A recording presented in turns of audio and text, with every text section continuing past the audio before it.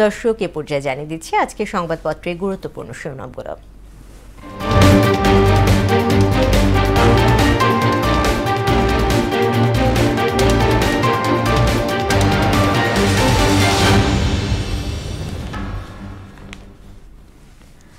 আমার হাতে প্রথমে রয়েছে প্রথম আলো পত্রিকা।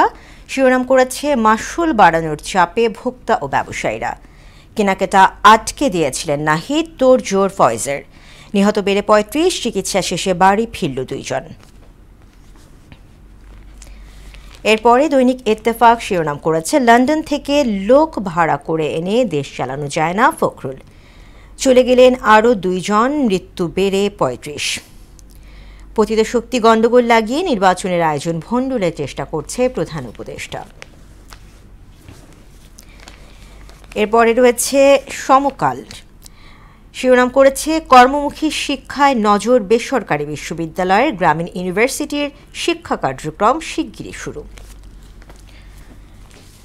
এরপরে রয়েছে বাংলাদেশ প্রতিদিন, বেড়েছে ঘুষের রেট, নিহত বেড়ে ৩৫, ৪ জনের অবস্থা আশঙ্কাজনক। দেশের অর্থনীতি বড় ধাক্কার মুখে, জিডিপি প্রবৃদ্ধি কমার পূর্বাভাস এডিবির। এরপরে দৈনিক যুগান্তর, জাতির উদ্দেশ্যে প্রধান উপদেষ্টার ভাষণ শিগগিরই, ভোটের তারিখ ঘোষণা অগাস্টের শুরুতে। মাইলস্টোন ট্র্যাজেডিতে শনিবার ২ জন সহ মৃত্যু ৩৫, মৃতের সংখ্যা বাড়ছে, বিপন্ন স্বজনরা। ব্যাংক থেকে ৮০ ভাগ টাকা উধাও, হোসেন জিল্লুরের বই প্রকাশনা অনুষ্ঠানে অর্থ উপদেষ্টা। এবং সবশেষ রয়েছে দ্য ডেইলি স্টার। তার শিরোনাম করেছে Local farmers may miss window for 15 costly drugs, more than 600 applications pending with government body for registration for over a year.